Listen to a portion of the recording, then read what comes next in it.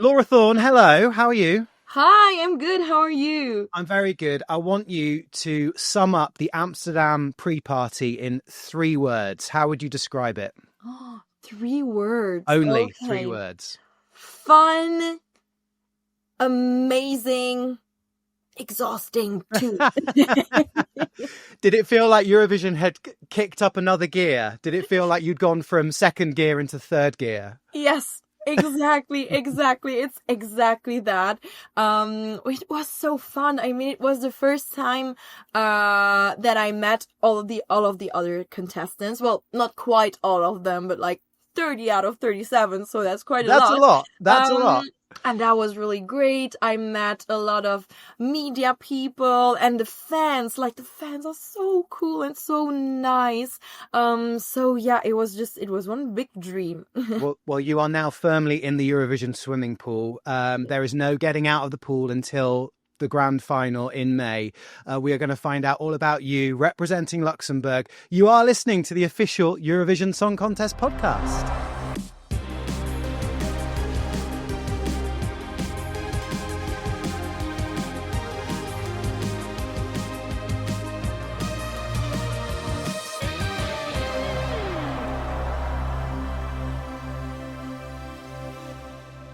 So, Laura, you said it was exhausting, but a load of fun. Who did you vibe with at the weekend? Who did you meet? I think the very first one that I talked to was JJ, and we vibed immediately. Like, it felt like we had known each other before, although we didn't at all. And I really felt that kind of connection with nearly all of the contestants. It's like this Eurovision experience connects us all. Because like, it felt like I have known those people for a while, although I haven't. And it's really just that really amazing live experience that is really bonding us as a group. So yeah, I definitely felt that. And also, like, the way that we approached each other with the other contestants, it was just like, oh hey Laura, oh hey, it's like you know each other. So that was really cool. And also with Amsterdam, because it's the first pre-party and it's the first time everyone gets to meet each other, they do this bit, don't they, where they introduce everybody, and it's like first day at university for a class photo, isn't Yes. it? Where you're sussing everybody and you're like, okay, who am I going to make friends with? Who's going to be like my sibling? You know, it's all, Yeah. it feels like first day of school, doesn't it? It is, absolutely. And as it's the second year of the Luxembourg comeback, it's like you're the new one in the class, you know? So you still feel like Luxembourg is the new person, even though No, Tally got to the actually final. not. I think it's more stressful when you're really like the first one after 30 years of absence. Now that Tally's done it, I'm like, okay, I'm good now. I'm chill. How are you enjoying the whole experience since winning the Luxembourg national final? That must feel so long ago now. It does. Also, because there's just so many things happening. It feels like it has been a year. Like, A really, year, but it's squeezed. crazy. It's really crazy. But yeah, I'm trying to enjoy every second because it's nearly like Eurovision is in 1 month and a half. Yeah, Not even, not less even than that. that. And I'm like, okay, we're nearly done. And I don't want to look back at the whole experience and be like, did I really enjoy it? Did I enjoy it to the fullest? So I really try to live completely in the present, and yeah, enjoy everything. How far in your preparations are you for the performance? How much have you got Oh, done? good question. I'd say maybe 60%, Okay, something that's like good. that. I mean, everything's in my head, but it should not be in my head. It should be in my muscle memory. So now we have to practice a lot because, yeah, I only have 3 minutes on stage. That's so short, and it's going to be the three most incredible 3 minutes. So I have to enjoy it completely. And if I still have to think about the things that I do on stage, like my movements and my lyrics or my vocals, then I cannot enjoy the moment fully because I'm thinking so much. So I just want to rehearse it a lot so that it just comes natural and that I can enjoy myself 100% on stage. That's the goal. That's why I say 60% for the moment. I love that. It's like going to see an actor in a big play and they just know it without even thinking. They can just do it. That's exactly it. I just want to be relaxed. I want to be aware of what's happening in front of me, but also around me, because I've seen the stage, so they are everywhere. Yeah, because often when you go off the stage and people ask you, how was it? You look back and you're like, I don't know. I don't remember. It's a weird feeling, but you are so focused that you're not aware of what's happening around you. And I don't want this happening to me during Eurovision because it's just so phenomenal and you won't do it a second time. So I just want to take everything in, and it's really important that everything just comes natural so that I can enjoy everything. You say you won't do it a second time, but there are enough people who have done it a second time. But let's get the first one out the way first, and then we can see how it is.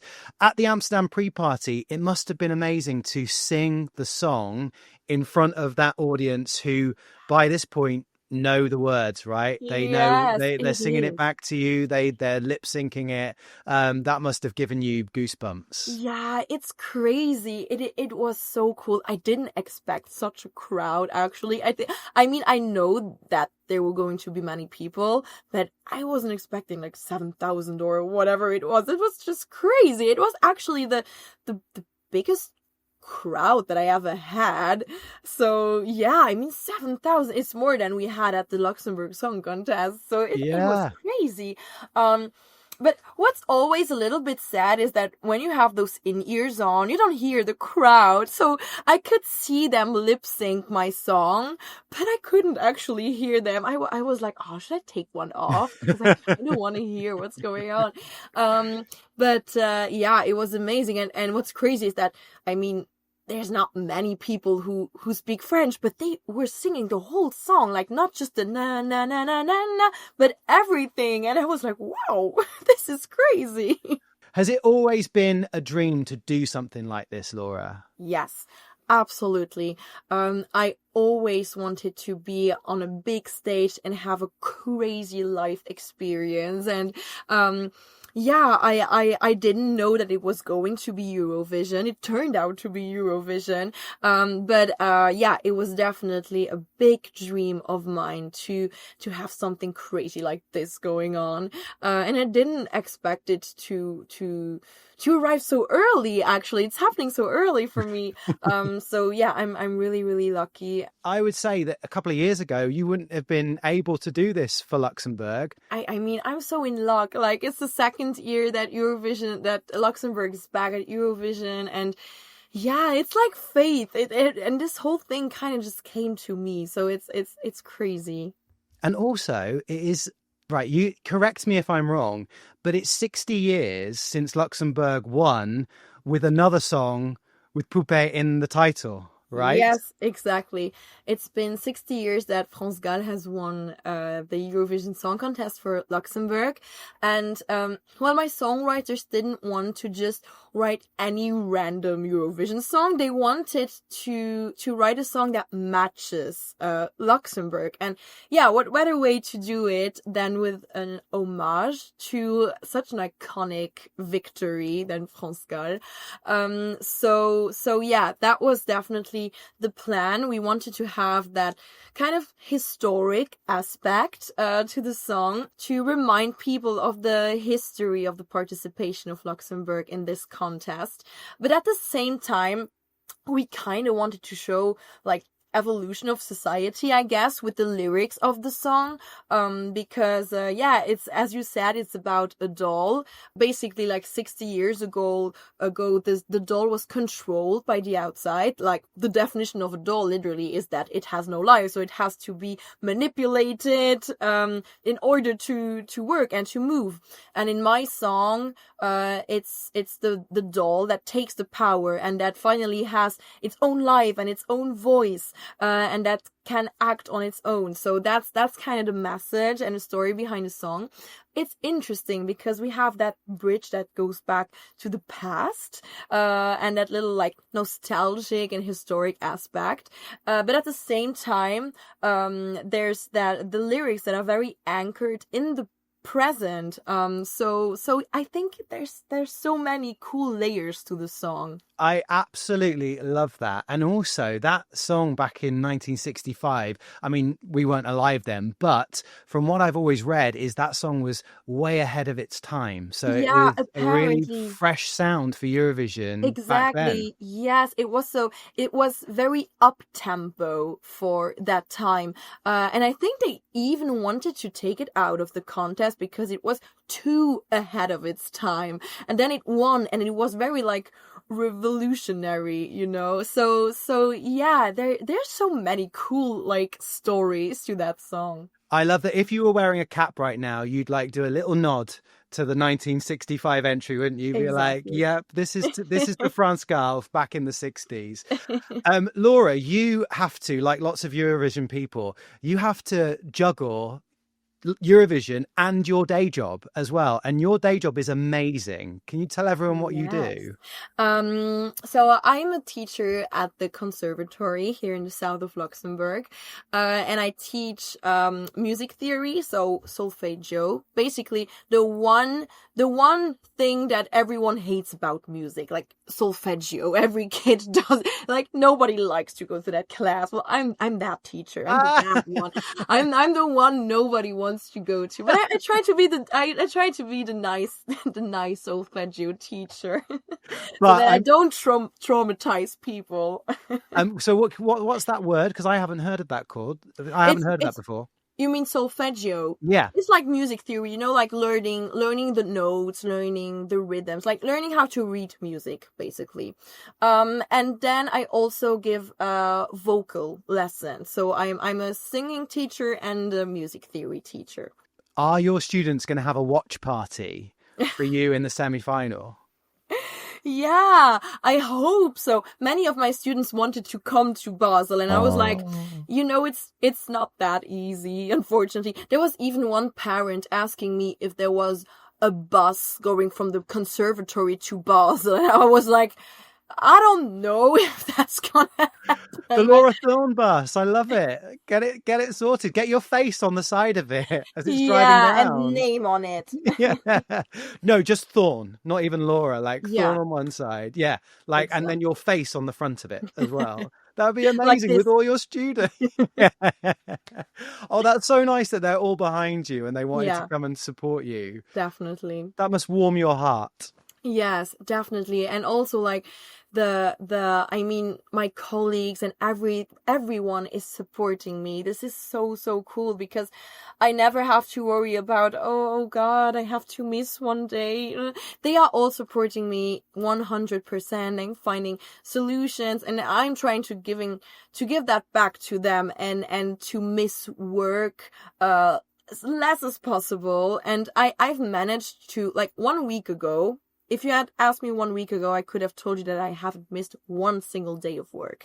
Now that I've been to Amsterdam, I had to miss 2 days. But it's been the first 2 days that I've missed work. So yeah, I try to be there as much as possible because I'm responsible for my classes. They have exams at the end of the year, so Oh, I can't believe I had no idea that you were still doing every class and all your Eurovision preparation. Absolutely.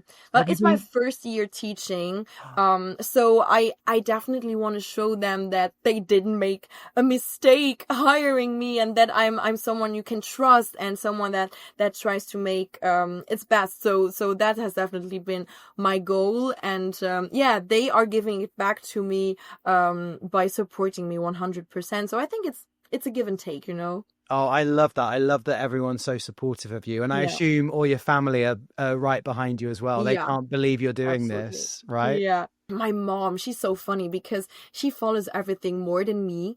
And sometimes she gets angry at me because she sees an article somewhere and she's like, you didn't say that there was going to be an article about you today. I had to see that on my own. And I was like, I'm sorry, but there's just so much going on. I don't even know when everything's coming out.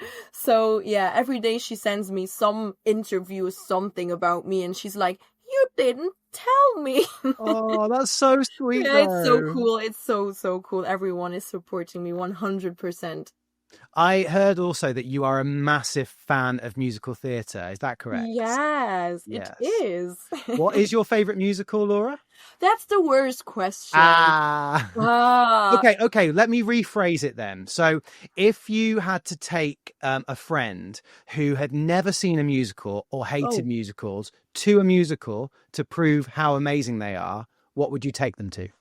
Maybe Wicked. I think Wicked because it's just like, it's so fascinating. Like the vocal performances in Wicked are very fascinating. You have a very clear storyline. I think that's for a beginner. It's a good musical. It's a good musical. Do you know that the Remember Monday girls who represent the UK, they're all musical theatre stars? Yeah, I swear at first I didn't know that. And when I heard their song, I was like, this sounds like a musical song. It has that very specific sound to it. I said that the first time.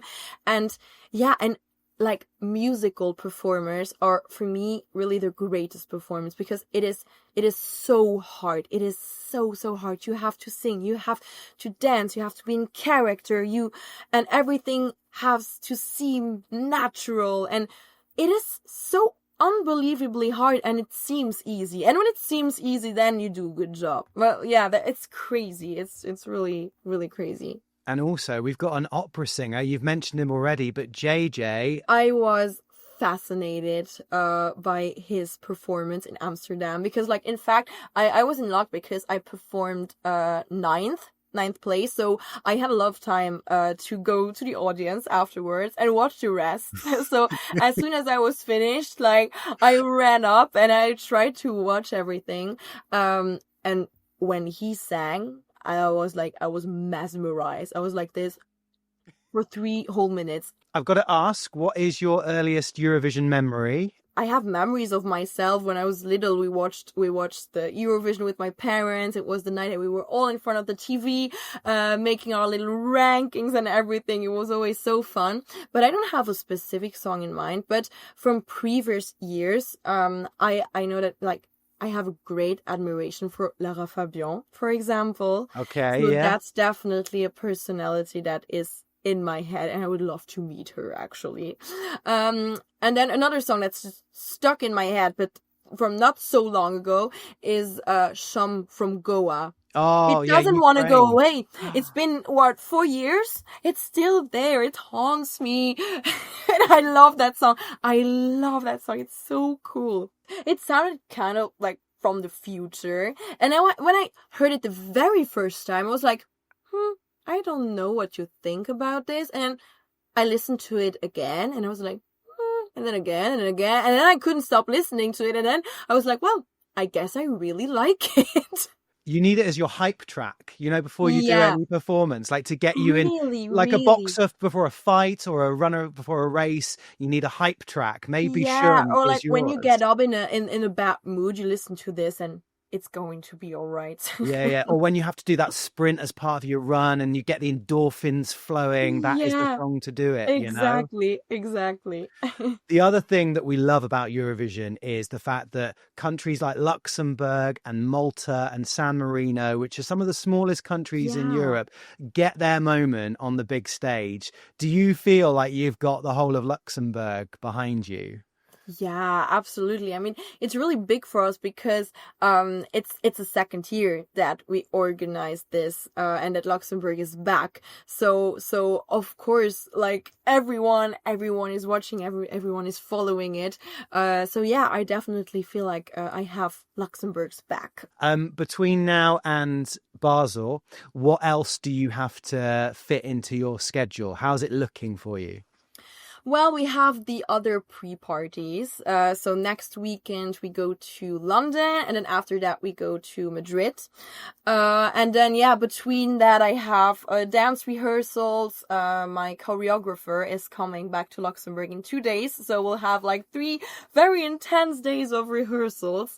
And then, shootings, interviews, stuff like that. We'll also do the music video of La Poupée Monte Le Son. It's going so fast. And we should say you're on the holidays at the minute, so you've got time to do all this stuff. So now, yes. So right now my days are like packed with just Eurovision stuff going on. But it's so fun because I don't have to think about anything else. Like during the week, it's like you have to find the right balance because I'm like work, and then there's something with Eurovision going on and you're like, all over the place. And right now it's just I wake up in the morning, I go to my different Eurovision appointments, I come back home, it's all good. So yeah, it's really cool because I can focus only on this. Laura, you've got a great attitude. I love that you are wanting to soak everything up between now and Basel. I think that's such a good way of thinking about it. Just enjoy the process. You don't need to worry about what's going to happen. You just need to enjoy it. And yes, that's it. I don't want to look back once everything's finished and be like, I want to do it again because I feel like I haven't really been enjoying it. You know what I mean? So that's the one thing I don't want. I want to be able to look back at this and be like, wow, this was the best experience ever, and I have no regrets whatsoever. So that's the one thing that I want to come out of this. Laura Thorn, representing Luxembourg. Just have an amazing couple of weeks and we will look forward to seeing you very soon. Thank you so much for coming on the podcast. Thank you.